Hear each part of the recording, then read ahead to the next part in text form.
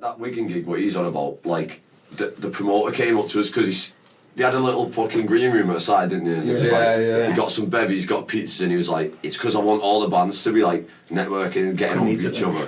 That was an excellent what I said to him, I was like, listen, like I was saying, we practice twice a week for a reason. I was like, anytime you need a gap filling, mate, just fucking bell one of us and we'll be there. Like, literally, it don't matter when it is, if we'll fucking move shit around to be there, do you know what I mean? Like, it's just the commitment thing again, but you need to have that conversation, do you know what I mean? Yeah, that works so well with that Wigan gig as well, because you'd said that, so you had it in his head already, and then we come off, and he said when we come off, he was like, I fucking love bands like you, because we hadn't had anything released at the time. And he was like, so you don't know what to expect, and he smashed it. And like we said before, he was like, like we said, he's outside. 2 days later, he messaged us and was like, fuck, he's on the next one. So, like, you smashed it, he's a fucking on the next one. I think us doing that Wigan gig was a real turning point for us, as in, like, I think we took it up another level. I think it made us realise what we actually can do, because, like I said, when you're on stage, you've got the lights in your face, you can't see exactly what's going on up there. But after when we spoke to the guy, he was like, with it halfway through your first song, everyone was watching you. Third song in, everyone was in front of you. He said, no, the headline didn't even have the atmosphere. We're obviously not taking away anything from them, but I think as well that's our energy, our connection on stage, the fun factor. Well, definitely. He said you drew everybody on stage. No, but that's the thing. Like you just said, then when you realise what you've got, like, because I always had, like, and this will go for new bands up and coming, trying to start out. Like, I always had a bit of a fucking complex in my head where I'd be like doing gigs and like your mates are going, I was fucking sick, that, you know, I was sick, and I've always got in the back of my head like, are you just saying that because you're my mate? Yeah. Or do you like? It's the mate that turns your tune on and goes. That's the thing, and then you exactly, but then you play it in front of a room of random people. Because we brought 2 people down to that Wigan gigs, and one of them was me fucking missus. So. but then you've got a room full of random people, and the other bands and the fucking fella putting the show on going, that was amazing, we're booking you on the next show. 2 days later the messaging, and that's when you're like, oh, hang on, like, might actually have some of it. What I'm loving at the minute with these live shows is, like, us, our songs, no one knows us, but because the way we write our songs, with the riffs we play, and the way we structure the songs, it's very relatable, isn't it? It's people. They pick up on things. The lyrics are simple but effective.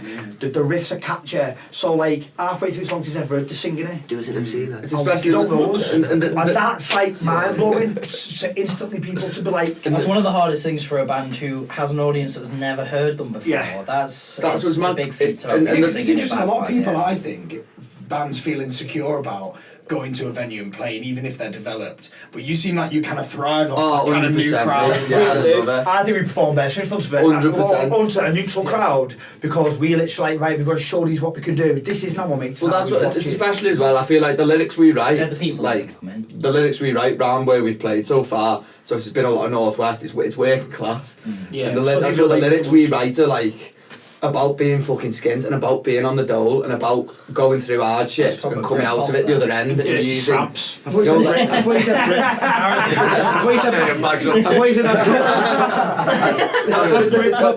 it's about though, because like we only write what's like fucking. That's what you're going you can through see before, and like.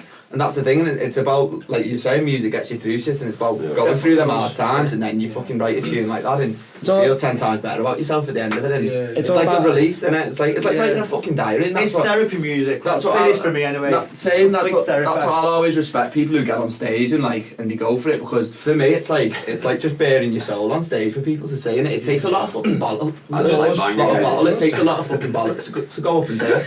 Recessions and depressions. Give me a little Either that or loads of drugs. So, just before, because we'll have a break in a minute now.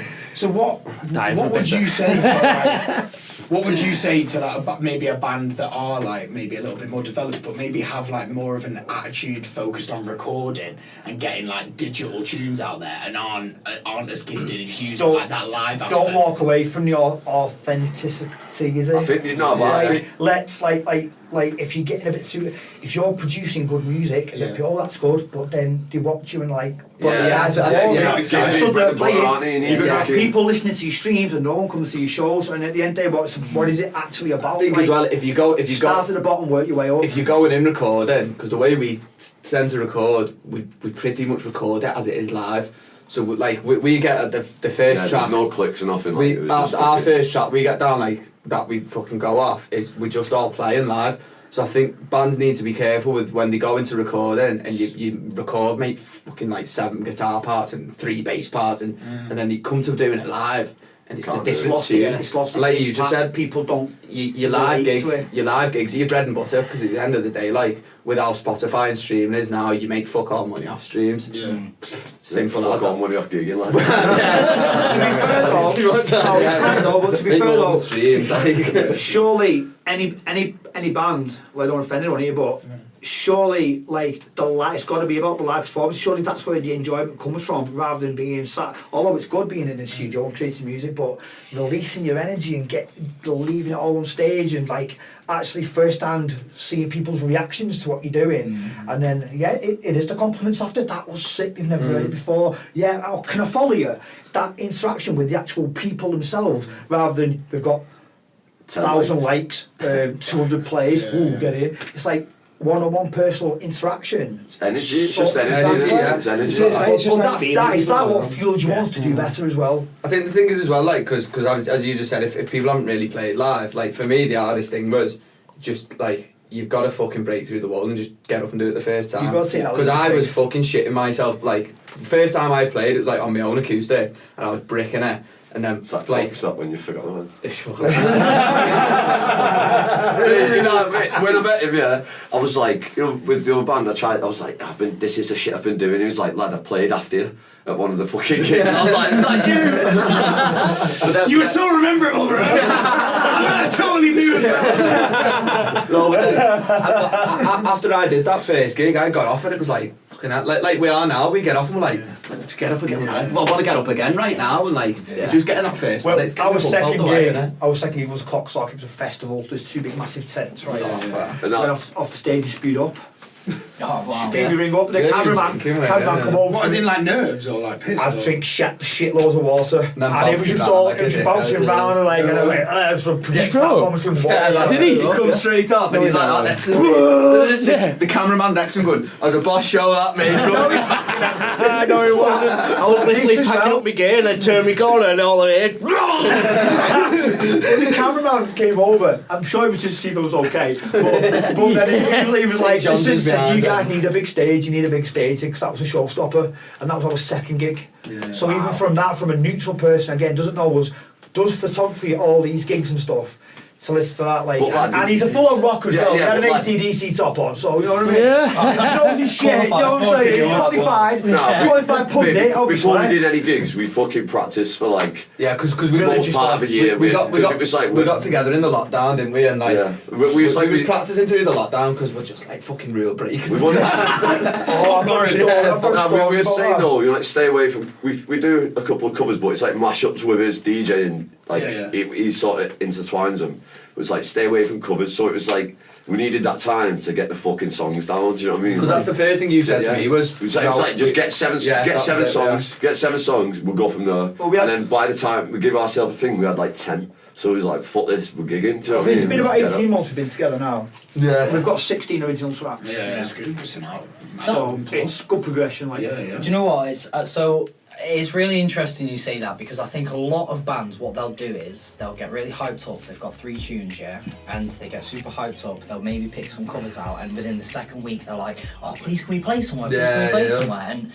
And there's one way of doing that, which is obviously building it up. But you guys have done something which, if you look anywhere else in the industry, they consistently recommend is build up that consistency, build up that schedule. So once you guys do launch yourself out into the world, you've got a full set there to do. So when someone says you can do half-hour set, you can do it. That's a good. But I like you said that because the fucking song we've literally just been working on, like we did ages ago. And then it got put on the back burner because it wasn't perfected, and we actually had gigs coming up, so we had to like prioritise the ones that But like we've had that song for months, forgot about it, and then he was like, I found this recording on my laptop, like, let's do this again. 6 months and then ago, I heard it. My missus who I'm with now, she went, why have I not heard this? I went, because it's just been put on the back burner. She punched me in the arm. She went, you need to get onto this now. I was like, alright, don't tell him. And then we listened to it so times, like, no, it really is good in it. And then I told these, and then we had practice on Wednesday and Thursday, and it's pretty much there now, isn't it?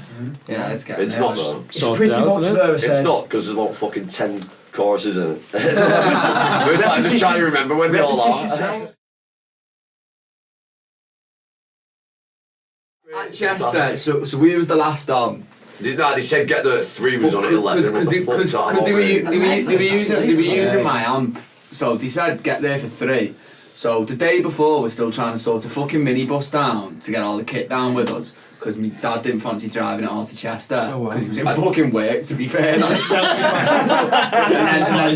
So we get there and we set up. And like you said, the van was big enough though, wasn't it? and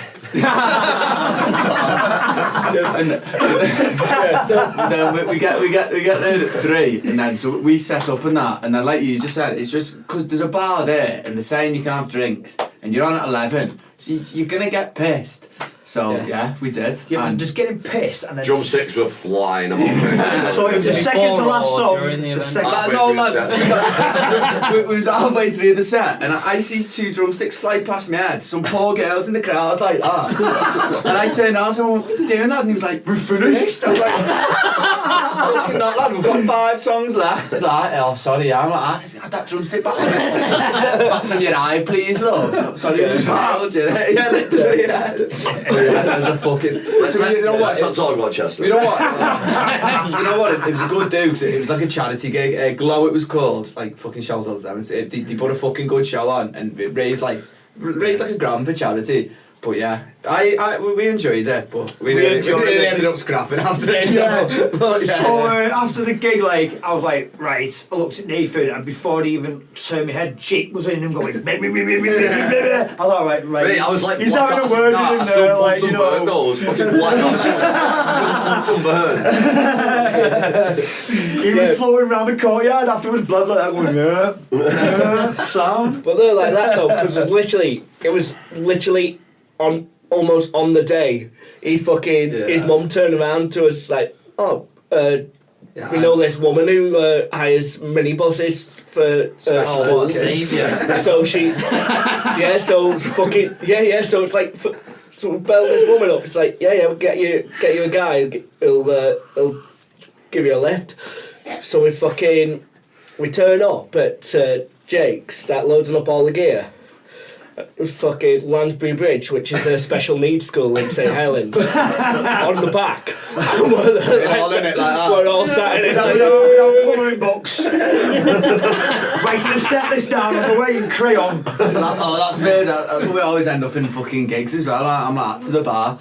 You got just a rip off a receipt, love, so I can write the set list down, please. Just fucking forget shit like that. I saw that actually on your Instagram post. I think it was maybe your first or your second post. It's like some A4 scrap of paper turned around and like in blue, like it still is. It's research. I know my research. Glow Festival in February. If I advice to new bands and that, and trying to like master your live performances as well. A lot of bands have a set list, but not every song works in every venue.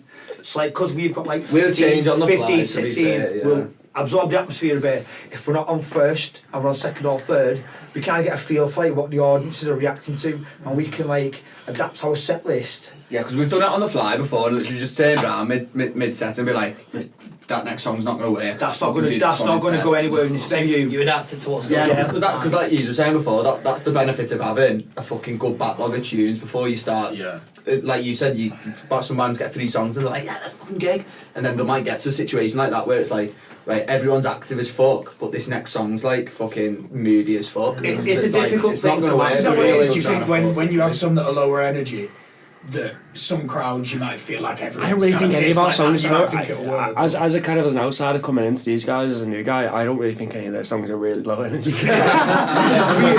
seem like low energy. I'm trying to I'm happy to be with any band that don't mind me getting naked on stage. and the last gig they didn't mind me getting naked on stage. You're still the jazz guitarist that gets naked like I don't get this. That's just jazz. Real jazz.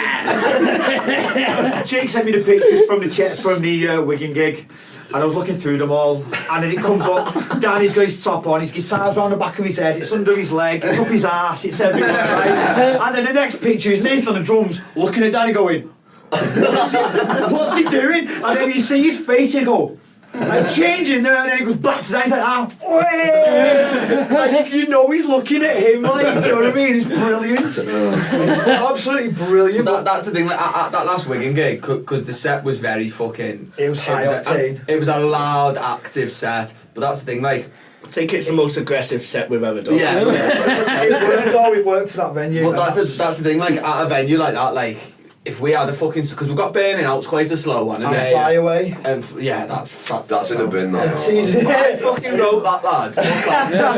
But yeah, but like... So if you love him, let him go. Like, that Burning Out, like, tune we've got, it's a bit more of a fucking slow one, like... But like that's one of them, because we used to do that second to last. But like at that Wigan gig, it just like you said, then it wouldn't have worked. It'd have dropped. So you've got to kind of like assess the crowd as you're there, kind of thing, and be able to on the fly turn around, and that's the benefit of having a decent backlog. On the fly, turn around and go, listen, that's not going to fucking work. I mean, I think that's where my DJing experience comes in, because when you used to be a DJ, lad. I've never told you this. Do you tell us more about that, Andy? I've never told you before. You'd be surprised, but yeah, I used to do a bit.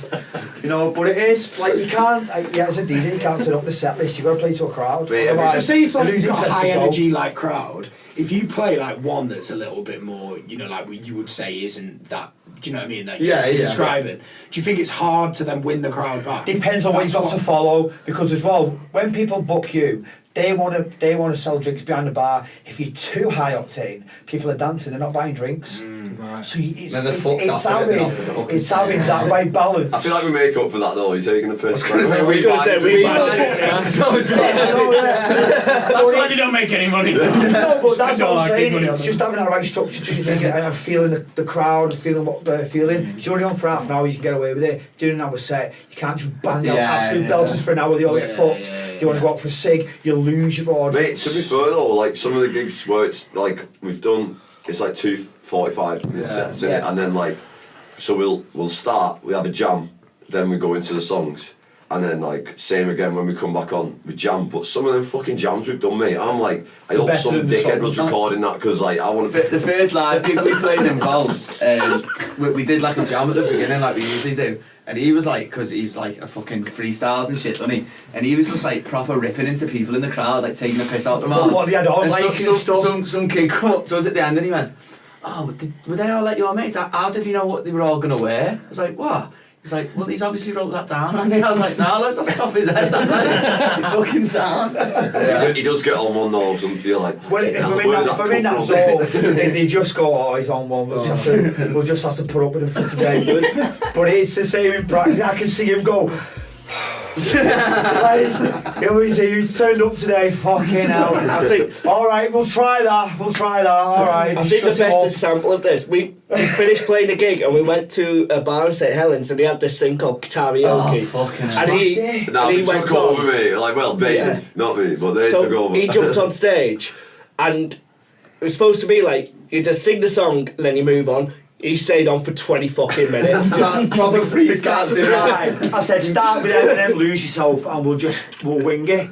So, and he looked at the guy, and I going, okay then. So he's there playing, doing music, and then a bit of material. Like the bar was fucking full. People are filming it and that. He's just going and he was just flipping it, like changing tracks and stuff, and changing rhythms and tempos, and it just was dropping everything. It was just one of them things where everything worked. So when you're in sync with someone, and he just kept going, do another. And he's playing, and then you all come in and go, go on, carry on. Anyways, big build up here now, build up there. And I'd be like, 3, 2, and drop something else, and he was there just smiling like, oh, anyways, right, bring it to an end now, you've been on long enough. 3 hours later. He's like, have you been in the gym? Coming up to closing time.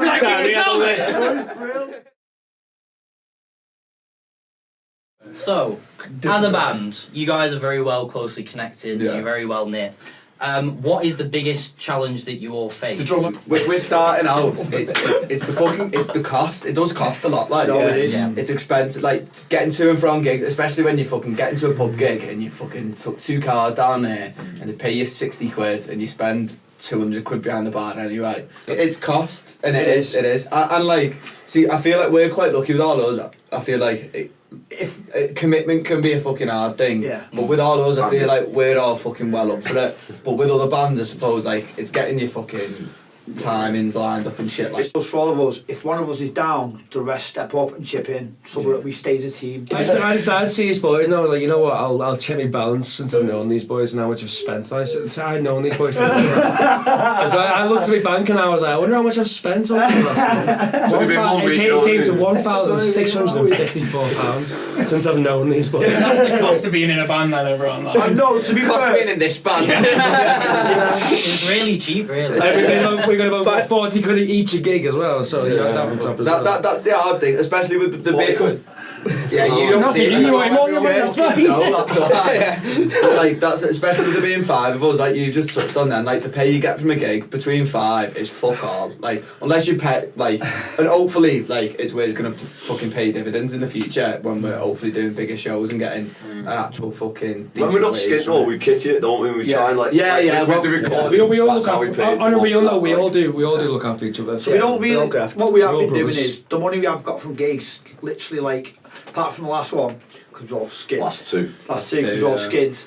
The money's just being put in the kitter, and then that went towards recording one week, get a video done, shit get like recording done. that's the best thing to do with it. If you've got the means to do it, that's the best way to do it. But like if you've got a sensible person around you, give it them. That's why it goes in my bank. That's where the kit is. One of my older bands is that we made a PayPal account. And all the money that we made went into that PayPal account, and then we just like collected. That's what we usually do. But like you just said, the last few gigs we've been like all on our own. We just so. like absolutely just want to take time, and innit? started up a bathroom company with a lad, but then Plug it, lad. Yeah. No, it wasn't for him though, and he left. So like, Completely I had to start again. So I didn't have to work, but that was saying for all these steps up. So like, we'll cover your charge for practice. We'll get you a few drinks, Practice just so we can always stay together. It's not so bad, because there is fucking 5 of us. What is it like? It's like 7 quid. 7 quid. Yeah, it's like that's alright. But you mate, 4 hours in a room. Once you're in that room, you can do whatever the fuck you want. Play some music, piss about, have a drink. You know what I mean? Yeah, So for those 4 hours, how much are you paying in a studio? Like, where are you guys? You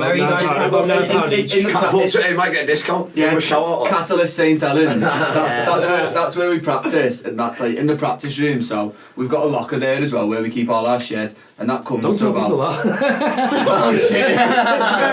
Jake. So he's got. Jake's sound dad. It is a lovely mansion as he owns with his mum and dad. Oh, the personal home studio business. Yeah. Oh, Jake's a rich boy. Every band needs There's one. a studio and then Hang on, lads. Shut up, lad. Start on the radio. No, not on the radio, no, bro. It's just- On your own Lad, property. I've got no money. Me dad has, and me mum has. I'm skint. But to be fair, that has helped us a lot. They've really helped me out. No, it's a studio and then 10 steps away there's a bar. It's fucking This boss. answers all. Oh, there's a Pac-Man. There's a Pac-Man machine. There's arcade machines in the back. So I don't know if I'll get in trouble for this, but fuck it. In lockdown when we were supposed to be together, it's like you're allowed to do stuff as work, but you're not allowed to socialise. But we had gigs booked in. For when it, so it's like, well, we've got to practice. Do you know what I mean? So what I used to do was I used to go with my jogging gear because at that time I literally lived 5 minutes away from him, and I used to just jog around. So if I got pulled by the police, I'm exercising. Do you know what I mean? But this one night, me, Jake, and Nathan had a therapy session, big bonding session till 4 o'clock in the morning. And he's like, just get a taxi, lad. I said, all right then. So in the taxi, got up at the top of the streets, got out, police car, bang, straight behind me. The taxi sped off. I had beers, my laptop, my notepad, my microphone, all my leads, all in my bag like that. I was like, where have you been? I was like, I've been to band practice. I was like, I'm fucked here, I'm getting fined. Anyway, did he put my name in the system? Fucking blew up, I'm only joking. I just told him, like, look, it's kind of like a grey area where you stand with it when it is work, but it's, it's practice. And he let me off, the guy, fair enough, so he let me off, but it's just stuff like that, what we've had to do just to get to this stage at the minute. I love it, me. It's brilliant, Some situations we get in because of it being just around, well, yeah. I like being around each other, do you know what I mean? It's like, that's the thing. Like finding a minibus on the day of a gig, it's like, we're like, yeah, we'll do it, and it's like, you don't know how the fuck you're going to do it, but you still fucking do it. That's the thing, no, that's what I'd say to bands like who would have to fucking start, and someone as well, you've got to be mates first. You've got to fucking get on with each other, you've got to be like, We also got to take I risk think and as well all. because Yeah, it's so yeah, expensive. You've got to love it. 100%, Like, mate. you You don't have got to really love it, enjoy and like you said, then you've got to take risks, like you just said then, like, because we'll be like, yeah, fucking hell, we'll do a gig in London, and then we'll get to the day and we'll be like, how the fuck are we getting to this gig? It's like, you've got to fucking put yourself out there and take that risk and take that leap to go, right, yeah, we'll fucking do that here, we'll sort shit out, we'll You cross that bridge when you come to by it. hook or by crook, we'll do it. It's Like, important. You've got to believe in what So you're you doing. just say yes, basically, and then Yeah, deal with the rest. pretty Like, much. You've got to Yeah. believe in what you're doing. The amount of songs we've had, and it's been like, I'm not keen on that. It's been put on the back burner, and then it's been brought back out again. It's like, no, this is a tune. You have faith in the song. We've adapted it. The song's grown. It's like, that's a fucking tune. I'm so glad that didn't get slipped. Well, that's just, Are you talking about Mott Top though? yeah. well, no, He's basically saying, Nah, bring mate, that no. No, you- so this is a Tell good him about the concept. tune, lad. I want to start from the beginning. Right. How long have we got? So, 3 hours. so, from a kid, I've always wanted a dog, right? I always wanted a beagle. Yeah. No, this is how it starts. This is how it started. This is how it starts. So, my ex was really like, so yeah, we'll get a dog then. So I've made up the dog was a cunt. Like, it ate the bed, it ate everything. But I loved this dog. I loved it more than her, to be honest. Like, it was my little baby. And then she's like, that dog's going. I was like, you're never going to take my beagle. Right? So I tried to make a song about my beagle, but I couldn't. So from Beagle, I got Beatles. I thought, I'm going to make a song about the Beatles. So I made a song about the Beatles, and the lyrics of the song are song titles And then he went from from the Beatles to Oh, Beagle. nice. right? And it's called Mott Tops because they've been known as the Mott Tops. And it's such a simple song, but it's Give us a quite- few bars, Andy, lad. Go on, Andy. Yeah, give Go on, Few Andy. bars. Are you doing it with me? Okay. You the go. I'll give it a go. To be fair, It's gonna go. I live my life just like the Beatles. Sniffing Sergeant Pepper. Makes me sneeze loads. It's been a long day's night. For me, A hard though. day's night. Here comes the sun. I need a holiday. I'm leaving in a yellow Submarine, submarine. yo. My ticket to I ride. got for free, bro. So baby, love me too. And let it be so. You can twist and shout. Strawberry Fields. Hey. So I live my life like the Beatles. obviously, it's sung out better than that. Sounds better when we do it live. You put me on the spot. I've not had enough alcohol to get in my zone. I feel like you've really pressured me. I'm not sort of got for now. It sounded like a cross between Fergie and Jesus. Why are you pretending you're shy? Do you know what I felt like then? I felt like him off Stepbrothers little foul was like, what he's trying to say. No, but even when he first said that to me, I was like, Yeah, do you know what I mean? It's different. It's different. Like, fair enough using their shit, but it's like, who the fuck else thinks of that shit? That's where my Mentally twisted, ill man. people. Yeah. Mentally challenged, unbalanced people, but it's my No, but it superpower. works. It works, doesn't it? Fucking works. It's my superpower. Yeah, there's a rapper called Carlo, one of his biggest. Carlo? Yeah, Carlo. Brilliant. Fucking love him, man. There's two, Absolutely. 500 1 and 500 4, brilliant. Well, his song Shakespeare does that, so he uses all 52 Yeah, Shakespearean Is it? Yeah. Oh, right. titles, and his whole rap is based on going through them one by one Oh, in sick. the order. So he's copied off me then, yeah. I think he's a Kained god.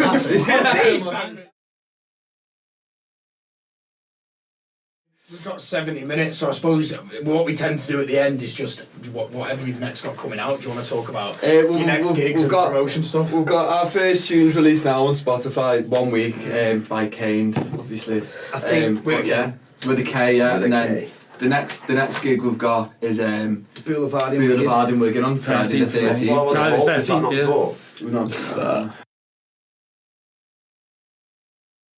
Fucking tell me. So,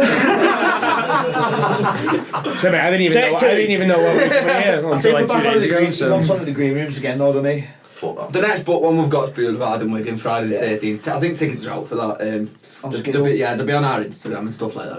Obviously, it won't go out till after the gig. This, so. We're trying to get one in Leamington Spa at the moment as well, in Tigs and Twigs. That's where we're looking at the moment. Yeah, For end of May, yeah. yeah. That's in Birmingham. Way, so. And the last question I've got to ask you boys: why did you change your name from Kained to a C? Because there's some cheeky cunt on bastards. Spotify who's already got. Is that never the seen way? it. I'm fair with a K, and Do you know what? I hate I think this. it's better. I was fuming and now I love it. I think it's better with It's the way K. better with a K. When you more know when you get aggressive, used to It's probably like something. stoner music. And do you know what it was? Search it, At mate. Halloween, he had a Proper, like, pumpkin, and I Shit, wrote I don't know, like, Kained on it a sounds like pumpkin just one dude on his own, and like editing I love shit. that picture, and it's a C. Yeah, so we got to change it because So let's change it it. was already there. Still my background, that. There we go. And we'll wish a happy birthday to Nathan as well. Yeah, it's his Thank birthday! you. Yay! Everybody again. He's 20. Right, well, thanks for coming on, guys. I'll give a shout out to my newborn niece, got born today. Oh, yeah. She gets a shout out. I've not met her yet. Was meant to, but I came here instead. Came here instead. Shout out to my mum for birthing a legend. Never met him yet, but I'm looking forward to it. It's pronoun. No worry. Yeah. Thank you very much for having us. We want to get a little picture of us all there. Thanks for tuning in to Making a Mentor. If you want to support Kained, you can stream their new single 1 week on all major platforms. And if you want to come on and talk to us, DM us on social media or email us at contact@makingamentor.co.uk.